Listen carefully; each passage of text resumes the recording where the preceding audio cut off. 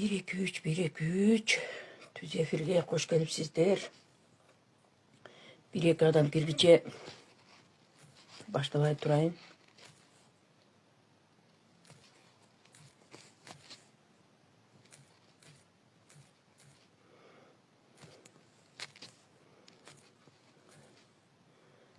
Бүгүнкү биздин түз эфирибиз Баткендеги чек аралар боюнча болот. Чек аралар. Биз менен болуңуздар, урматтуулар.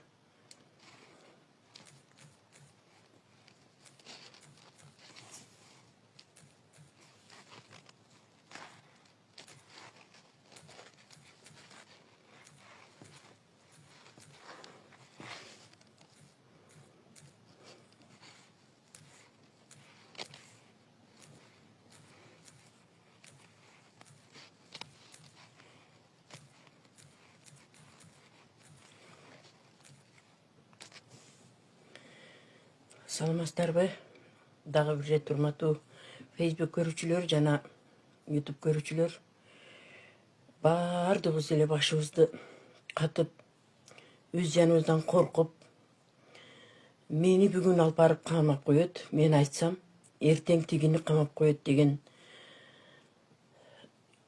бүдөмүк жана ошондой эле окуялар күтүп турса дагы баткендиктер эмне башыңарды катып жатасыңар, баткендиктер айтыш керек эле деген дагы сөздөр болуп жатат. Ошого эми Баткендин мекенчил кызы катары бир канча жылдар бою чек арадагы кандай чыр болобу, кандай окуя болобу кайдыгер эмес болуп, ошол Баткенде тозуп, азып тозуп келген элимне баш байнек таап, колубуздан келишинче жардам берип жүргөн жарандык активист катары унчукпай коюуга менин көкүрөгүм чыдабады.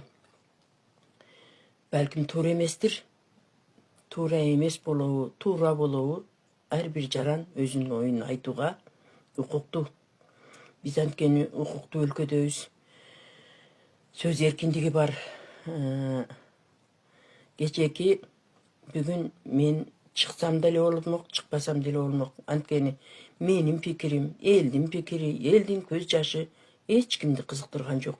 Мен бүгүн өзүм ошол Достук айылындагы, мурдагы Суу башы Карабак айылынын бир ушул жакта жашаган жашоочусунун боздогон көз жашын көрүп, ыйлап, бизге эми жашоонун кызыкчылыгы жок деген бир арманда болгон бир менин да жүрөгүмдү оорутtu. Абдан жүрөгүм ооруду. Ким кандай деп ойлосо ойлосун. Абдан жүрөгү ооруп атат, ыйлап атат. Мурда бир ойлордон уктум эле, кытайлык кыргыздарыбыз Кыргызстандын ырларын, кыргыздын ырларын төшөккө жатып алып угат дегендей эле болуп, шордуулар ыйлап, баткендиктер силер айтпадыңар, айта албайт. Анткени биздин баткендиктер 2 жолу согуш көрдү. Ал чечекей балдарынан ушундай güzel мазардай жасалган үйлөрүнөн ажыратып, башыңардан согуш өтпөгөндөр сүйлөй бересиңер абнесе деп. Кандай чечим болсо дагы кабыл алып белек, ал ратификация бар, алы дагы алып келебиз деп, ачык беребиз деп жатат. Мен ойлойм, ошол ачык бергенде ушул боздогон элдердин, жергиликтүү ошол жердеги аксакалдардын пикирин эске алыңыздар, урматтуу бийлик төбөлдөрү. Бул жер бермек, жан бермек дейт. Жер үчүн, бир чарчы жер үчүн баатыр болгон адамдарыбыз. Манастар өзүнүн бүргө баатырларды коюп, ушундай кандай азаптар менен элин жерин коргоп келген. Мына Курманжан Датка энебиз баласыны жанын садака кылып кыргыздарды сактап, Кыргызстан бир чарчы метр жерин бербей келген. Урматтуу эки иним, падышабыз Сатурн Кожоевич, УКМК жетекчиси Камчек Кыдышевич бардык жерде эле биз уттук дей бербегиле. Биз утулуп эле жатабыз. Утулсак дагы ошол коркуп, бардык нерсени кой, дагы согуш болбосун, Дагы кайрадан ошол согуш тутанбасын деп ичтери кан өтүп отурат. Өздөрү чыга албайт экен. Биз коркобуз дейт. Мен ошолордун аманат сөзүн айтып жатам. Ошонун үчүн кандай жоопко тартылганга даярмын. Себеби элдин биз канча жолу ошо чек ара коомунда да жүрдүк. Атамбаевдин зулумдук бийлигинде дагы биз ошончо канча тепки жесек дагы, канча азап чексек дагы биз бул боюнча канча жолу жоопко тартылганбыз. Ошондойдо да чек ара коомунун балдары менен биз жүрүп, чек ара коомундагы балдардын сунуштарын бир дагы эске албадыңыздар. Алар дрон менен тартып бардык стратегиялык объектилерди, эң маанилүү участоктарды далилдеп көрсөтүп, ал тургай 21-жылкы кече күнү Жалалдин Мамытбеков деген чек ара коомунун жетекчиси айтып чыкты. Ушунчалык ошолордун баалуу сунуштарын эмне үчүн эске албадыңыздар? Бул бардык нерсе өтөр кетер нерсе. Мени өкүндүргөнү ошондой бир баалуу мамлекет үчүн жан күйдүрүп жаткан билимдүү балдар, өтө билими каныккан ушунчалык мыкты балдардын сунушун бир дагы эске албапсыздар. Мен эгерде жөнөкөй эле бир катардагы бирөө болгонунда мен мынчалык менин ичим ачышпайт эле. Кече күнү таң аткыча мен бул жакта кыжалат болуп, тияктан ошол элдердин телефон чалуусу кече күнкү ыйлап боздоп мына жерде бир ушул жакта ошо суу башы Карабактын жашоочусу чыгып, өзүң айтпайсыңбы десем, айта албайм, бүт туугандарым айта албайт деп. Ушунчалык эле элди кордоштун эмне кереги бар? 2 жолу мейли элге ичиңер ачпасын, мейли башкага элдин эсебин, элдин пикирин эске албагыла. Бирок мамлекеттин кызыкчылыгы үчүн мамлекет кетирген акчалардын эмне үчүн ошолорго эч башыңар оорубады? 2 жолу күлгө айланып калган айылды мамлекеттин эсебинен өзүңөр куруп бердиңер эле го. Же биздин ушунчалык эле мамлекетибиздин байлыгы ашып ташып атабы? Урматтуу менин көрөрмандарым, эгерде мүмкүн болсо пикир жазыңыздарчы. Пикир жазганда экранда сакталып калат да, болбосо анан нары кетип калат. Ошондуктан сиздерден сураныч, ушу жазыңыздар, сунуш жазыңыздар. Туура деп, туура эмес деп. Туура эмес албетте. Мен сөзүмдү эле ким эске алат? Туура эмес айтып жатасың дейт. Сен жөн эле отура бербейсиңби дейт. Дейсеңер дей бергиле. Анткени ошол жердин шордуулардын ыйлаган ыйы, көз жашы, анан алардын тарткан азабы менин үчүн маанилүү. Мамлекет үчүн да маанилүү болуш керек. Шунчалык эле бар жокту эле силер билип, бар жокту ошол чек ара демократияны түзүп жаткан дардын ичиндеги Назырбек абама мен өтө нааразымын. Назырбек аба, мейли Камчыбек Кыдыршаевич билбейт эле, мейли сиздин составыңыздагы башкалар билбейт эле, шунчалык эле сиз кызматтын кулу болуп калдыңызбы? Дайыма ушинтип элге нааразы чечимдер чыгарып берип атасыз. Бир мезгилде биз айтканбыз Токон Болотбековичти, мен ошондо да айтып чыккам. Токон Болотбекович, сиз чек арага деп мамлекеттин акчасын самолетко сапырып жок кылдыңыз дегенде, ошол аксакал киши кечирим сурап, акыйкатчы болгон жерде дагы бардык жерде биздин Баткен элинен кечирим сурап, өзүн күнөөкөр сезип жүрдү. Анткени сиз бир чарчы сантиметр жерди чечпей эле мамлекеттин акчасын асманга сапырдыңыз деп айтканым. Эми ушинтип эле мамлекеттин акчасыны сапыра бересиңерби? 2 жолу куруп бердиңер, 2 жолу. Эми ошол жер кетсе, бүтүндөй Баткен кетет деп ыйлап атышат. Балким мен туура эмес айтып аткандырмын. Туура болсом да туура эмес деп баалайсыңар. Бирок эл, ошол жердин жашоочу эли туура айтар. Ошолор туура айтып жаткан үчүн мен чыктым. Мынчалык эле биздин жерлер шунчалык эле көппү? Туура бериш керек, алыш керек. Бирок өзүбүздүн жерлерди мыйзамсыз эле алар эч ким менен эсептешпей алып алган жерлер бар. Ошол жерден ошол комиссиядагы Кунчбек Кыдыршаевич, ошол жерден сиз дагы акча атасыз, иним. Биз ошонун үчүн какшап чек ара маселесинде жергиликтүү элдердин, аксакалдардын кеңеши маанилүү. Ошолорду ар бир айылда өзүнүн элдерин кошуп алып, ошол жердин биле турган, ошол жерди башкарган, жада калса ушул өзүбүздүн губернатор болгон Мамат Айбалаев менен ушу кечеги эл өкүлү болуп жаткан Ажигитовдарды алып, аксакал сиздердин немеңиздер кандай десеңиздер болбойт беле. Мынчалык эле, шундай эле тез чечип эле, шунчалык эле. Ошончодон бери турганда ошо ар бир айылдын өзүнүн аксакалдары болот эле. Ошолорду алып барып, ошол жерге барып, жергиликтүү эл менен сүйлөшүп, кандай кылсак болот деген же чек ара бирек эле бийликтегилер менен эле мейли чечилди, абдан жакшы. Абдан жакшы чечилди. Биз ошол жердин жашоочу баткен эли билет да. Азапты дагы, тарткан азапты сүйлөп коюп бул жакта туруп, андай мындай деш оңой, бирок ошол жерде жашап көрүңүздөрчү. Жашап көрүңүздөрчү. Туура. Бирок ошол элдин дагы кызыкчылыгын, ошол элдин дагы бир ою менен эсептеш керек эле да. Чек ара маселеси татаал туура. Биздин эле мейли ошол эле жердеги тажиктердин дагы жашоочулары менен ошол Ятымов дагы алып келип кессеңиздер мынчалык ич күйдүлүк болбойт эле. Эми биздин айлабыз жок. Колубуздан эч нерсе келбейт. Ыйласак ыйыбыз жетпеди. Сүйлөсөк сөзүбүз жетпейт. Биз өзүбүз билебиз. Өзүбүз билбеш керек. Өзүңүздөр билбешиңиздер керек. Анткени мамлекет элдики. Эл бар үчүн, жер бар үчүн мамлекет.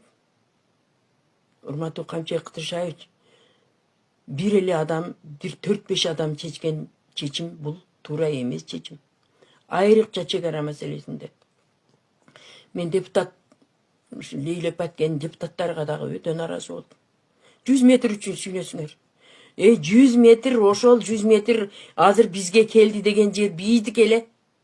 Бир дагы өтө элек, бир дагы жөнүнөн жөн эле ошол жердеги, мисалы үчүн Очу, Кольцо, Булак башы, Мырза Патча айылдарынын жашоочулары какчап атат. Бирок айта албайбыз дейт. Не үчүн шунчалык эле шашыласыңар, шунчалык эле шашылбадыңар? 2 жыл 3 жылдап самолет менен ошол жер чек араны чече турган Назырбек абаларды ташыдыңар. Кана Назырбек абанын күнөөсү бул жерде. Назырбек аба мейли башка жактыктар болсо мен тарынбайт болчумун. А сиз өзүңүздүн Лейлектин ошо азап тарткан элдин кулуну болуп туруп, ушундай бийликтин кулу кошоматчысы экенсиз. Мен өткөндө да Баткенге чогуу учуп баратып айттым эле сизге. Назырбек аба, ушундай да бир эл менен эсептен жок. Буларды бекер самолет ташыды, жасаканасы бекер болду, бүт бардыгы мамлекеттин эсебинен болду. Чечкен чечими ушул. Билбейм, элди мындай какшатпаш керек. Бардык жок деле бүттү. Бардык жок эле ушундай мыкты чечилди дейбиз, анан эле утулуп калабыз. Туура, чек ара маселеси өтө татаал, өтө кыйын. Өтө эки тарап чечилиш керек. Бирок алар дагы бизге көнүш керек да. Биздин талаптарга көнүш керек да. Биз Улукбек Мариповду учурунда суу башы головной бирөөлөргө өтүп кетти деген сүйлөгөн сөз үчүн эл жагалап чыгып, вице-премьер-министрликте мына немеге кетти. А бүгүн эмне үчүн ошол нерсе дагы эле элүү кетип калат. 275 арендага берген жерди тим эле душман кылып, баарыңар тепкилеп, азырга чейин сагызган шакылдактайт колунан эмне келди, ошонун сөзүн сүйлөйсүңөр десиңер. Ошол кетирген катачылыкты онысы мыйзамдуу түрдө туура эмес болуп атпайбы? Ошондуктан баарыңыздарды ошол бийликтегилер дагы эле убакыт бар, алтындарым. Туура чечилиш керек. Согушу жок чечилиш керек. Качанга чейин маңдайынан ок атылып, качанга чейин эл качып, мына бүгүнкү күнгө чейин ошол ок атылып, денесини ок тешип кеткен кыздар эч кандай компенсация албай, эч кандай мамлекеттен ооруканаларга бекер жатпай ыйлап, мына бат көрүнгөн жерде батирлерде жүрөт.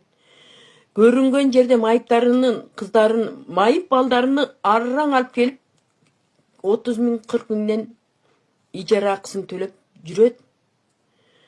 Ошолордун азабын ойлогон эч ким жок.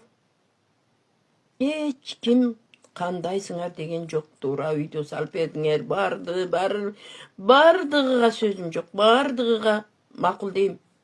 Бирок ошол чечерде эл менен эсептешпей, анан ушу эң эле күнөөлөгөн жагым ушу менин өзүмдүн абам Назырбек аба. Сиз абдан бийликтин, байлыктын кошоматчысы, өзүңүздө жеке көз караш жок, эркиңиз жок, ушундай бир кул мүнөз адам экенсиз. Башкалар болсо тарынбайт элем. Башка жактан болсо мен эч айтпайт элем. Мындай мен мисалы үчүн сиздин ордуңузда болсом, монтип туруп мен бойнумду алса дагы мен ошол кадамга барбайт элем. Ошол жердеги бир улгайып калган апа баласы ооруп ошол жерде каза болуп калган. Мен кетпейм, мен Тажикстанга болсо дагы тажик жаран болуп ошол жерде калам үйүмдө. Мен өлсөм баламдын жаныга көмгүлө дейт. Мейли бир кемпир өлүп баласынын жаныга коюлса, 1000 деген адам бардыр. 1000ге жакын адам жашайт. Кандай жакшы айыл өкмөтү бар. Айыл башчысы тим эле башкача тартипти киргизген өтө мыкты айым. Мен ал жерге көп жолу бардым. Абдан стратегиялык маанилүү жер. Мааниси жок дейсиз. Камчек Кыдыршаев, Сузактын мааниси сиздерге бар болсо, сиздин ошол өзүңүздүн айылыңыз сиздерге маанилүү болсо, ал жердин дагы элинин өзүнө маанилүү. Бардык шорду баткендиктерим коркуп калыптыр.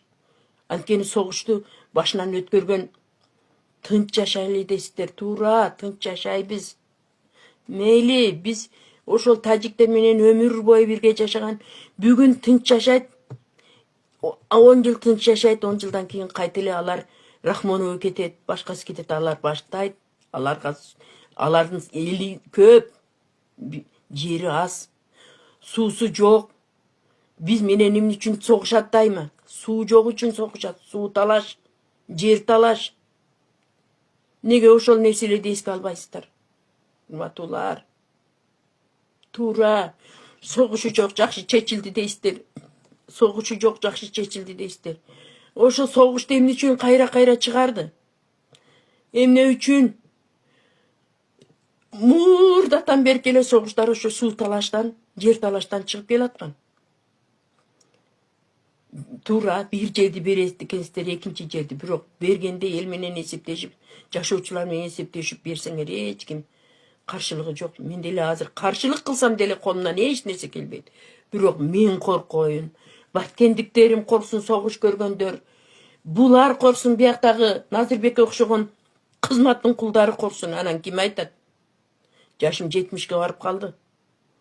Депутаттар жөнүндө монтип аябай жакшы чечилди. Камила, алтыным, өзүң жүрчү элең го, депутат эмесиң да биз менен. Ошол жерлерге чыркырап сен жүрчү элең го. Менен башка депутаттарды айта албайм. Алар жаштар. Экөөбүз жүрчү элек го. Эмне бүгүн сен аябай эле жакшы чечилди дейсиң? Же сенин үчүн жакшы, силердин депутаттык креслоңор үчүн ыңгайлуу болсо эле, бар жок ыңгайлуу боло береби? Эмне үчүн келдиң? Эмне сен баштап барып ошол жерде достук айлын берип атканда айтышыңар керек. Балким силер менен деле эсептешпегендир. Айжигитов айткандай. Депутат менен эсептешпесе, эл менен эсептешпесе, ушу бир 15ге жакын демаркация комиссиялары эле Назырбек баш болгон тетиги Камчек Кыдыршаев төш болгондор эле чечип койсо анда болбойт да. Болбойт да. ошол кемпирдин ыйлаган сүрөттөрү келди, бирок жарыялашка корком. Ыйлаган, өкүрүп ыйлап жаткан сүрөттөрү келди. Мен да корком. Мен да барып алып темир торго түшкүм келбейт. Бирок эми темир тор менен эле коркутам деп эле элдин баарын жүрөгүн үчүн ала бербеш керек. Эми ойлоп атам, урматтуу депутаттар, эми мен юрист дагы эмес, мен депутат дагы эмес, мен бирок менин оюм азыр неметиш керек. Дагы эле бар экен. Ошондо Кудай буйрса деп турайлы. Ушул ыйлагандарды, ушул элдердин пикирин эске алыңыздар. Ошо чек ара коомунун балдарынын чыгарган корутундусуну эске алып, ошол балдарды кошуп алып, алдыңа кетейин, мейли Кемпирабад бүттү, Кумтөрү бүттү, башкасы бүттү, баары да утуппуз. Эми бир утулбай турган болуп, ушулга чечкиндүү кадамга өтүңүздөрчү. Эске алыңыздарчы, урматтуу Камчыбек Кыдыршаевич. Ар бир адамдын өзүнүн туулган жери, мен топурак алтын. Сиздерден суранарым, Сузакты кандай стратегиялык мааниси бар болсо, ошол Достук айылынын дагы стратегиялык мааниси чоң.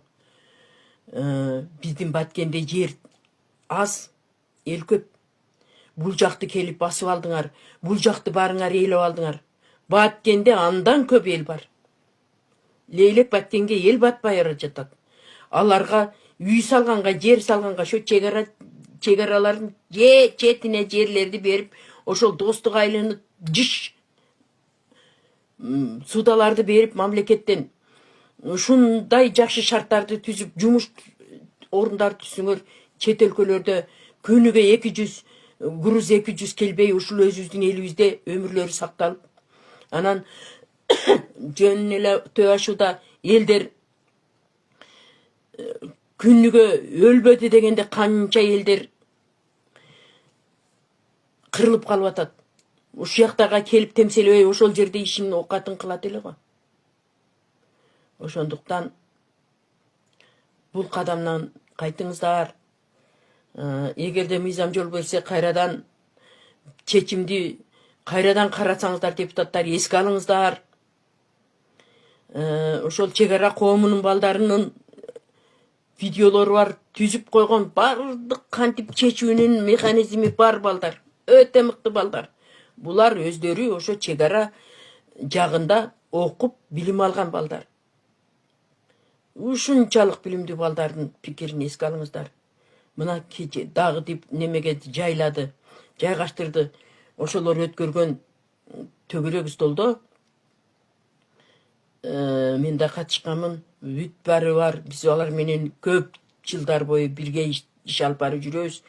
Ошол балдардын жок дегенде 4-5-өөнү кошуп алып, ошо керек болсо тажиктер менен тең ата сүйлөшө турган билимдүү кадрларыбыз бар. Муну жети өлчөп бир кесиш керек. Жергиликтүү эл менен барып, ар бир айылга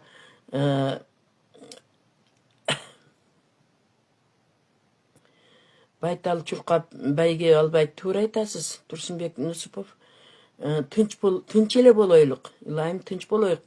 Сизден көп мен дагы тынчтыкты каалайм. Анткени ошол кыйналып келген эл, мына жерде башынан ок жааган эл келип жүргөндө, мен өзүм ошол тынч жашай турган жердин кызымын. Байтал, сиздин булуңузга кошулбайм мен. Тынч болушуңузга кошулам. Байтал жорго болбойт. Айтуу менен оңдойт. Бул чек ара маселеси өтө этият менен боло турган иш. Бирок бир бүтүндөй айылды берип коюп, мен мамлекеттин салып берген үйү, мамлекеттин салып берген, кетирген каражаттарга да ичим атышып атат. Чачыңарды жулуп, көчүңөр көк ташка койсоңор да таш белекет дейт. Ооба, туура айтасыз. Таш белекет жок болсо, таш белекет жок. Силерге баары бир да. Ошого өкүнүп айтып атам, Чынар айым. Ошого өкүнүп айтып атам. Чачыбызды көк таш жуусак дагы, каяк көк ташка урсак да, ак ташка урсак дагы жок болуп калып, анан Эми бир оюбузду айтканга укугубуз бардыр. Табалабаңыз антип сиз. Балким эске алынып калар, балким алы дагы келип талкууланып калар, балким Кудай боор ачып дагы бир жагынан оң кылар. Пешенебизге жазган күн экен. Шордуу пешенеге шордуу акаларыбыз өздөрү барып жасап берип койду. Ушул эми Чынар айым айткандай жок дегенде жакшы сөздөрүн аркалап ойубуз барбай көк ташка уруп башыбызды ак таш буруп кала бердик. Бармагыбызды тиштеп. Ошондуктан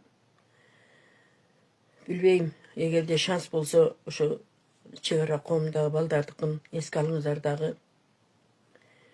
Биз жарандар ушунчалыкпыз, кайдыгербиз баарыбыз. Бирок кайдыгер болбошко да айлабыз жок. Оозун ачканда алып барып камап жаткандан кийин бул чек ара үчүн канча балдарыбыз камалып чыккан. Чек арага митинг кылам деп канчалаган апалар камалган, канчалаган энелер камалган. Алардын камалганы, алардын тарткан азабы бирөөнү дагы эске алган жок. Туура айтасыз. Ятимов мыйыгы менен эмнеге күлдү дейт. Ошо биздин додиктердин, биздин анау чек ара демаркация айбандардын жетекчилеринин кылып койгонуна силерди биз любой убакта алдайбыз, силер биздин кулубуз деп күлдү да. Эч качан тажик менен өзбек алданбайт. Эч качан кыргыз утпайт. Илгерги Эрманас, Курманжан датка, Алымбек датка бүргө баатырлар өлгөн. Ошол менен кыргыздын бүтүн баатырлары жоголгон. Сиз 2 жолку согушта курман болгон. Дор арбагыңар кечирсин. Айлам жок, ыйлагым келет. Аябай Чынар айым, туура айтып атасыз. Жаман көрсөк дагы туура айтып атасыз. Сиз дос экенсиз. Дос күйдүрүп айтат, душман сүйүндүрүп айтат. Бекерден бекер күлбөйт. Ар дайым күлөт Ятимов бизге. Ар дайым күлөт. Биздин Камчек Кыдыршаевич уттук деген сайын күлөт. Хей, башы жок кыргыз. Сен каерде утчу элең, мына мен уттум деп шылдыңдап күлөт. Ошондуктан айтпайын дедим эле, көкүрөгүм, выжданым койбоду, жан дүйнөм койбоду. Мен деле муну айткан менен утуша албайм. Бардыгы мени тилдейт. УКМКсы чакырат, onu жаддели чакырат. Видеоңду алып кой дейт. Анан не кылай? Не десем дагы чыктым. Мен дагы өзүмдөн ошончо жыл чек ара деп ошо окуясын 2 жолку башыбыздан өткөрдүк. 2 жолу Баткен окуясын өткөрдүк. Согуштан качып келгендердин канатыбызга каккылап ушул жерде көмүрү барбы, кийими барбы, ден соолугу барбы жүрдүк. Мен кайдыгер боло албадым. Бардык жолго мен даярмын. Бардык кандай деп мени суроого жоопко тартсаңар даярмын. Ошого даяр болуп туруп чыктым. Кудай кааласа, Кудайым инсап берсин эми. Камчек Кыдыршаевич, иним, эч кимдин алы жетпесе сенин алың жетет. Мен эл менен эсептешпей калыппын, билбей калыппын деп 100 метрди 100 баягы кемпирабаддагыдай кылып ушул оюңдан кайт.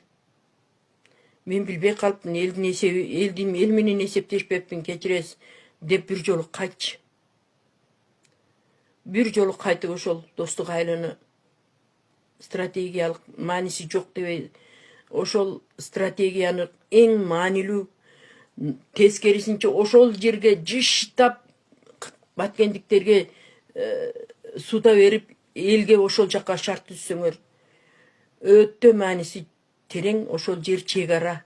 Аларга ошол айылды берип койгондон кийин бүтүндөй Баткенди бергенге тете деп эл айтып жатат. Бул менин сөзүм эмес. Андан көрө бардыгы аттыңана сөзім де есімнен шығып қалды. Ошол эми айта берсең сөз көп, ыйлай берсең көздө жаш да көп. Суранарым кайт. Акыркы чечим боло электе эсиңер барда этегиңер жапкыла.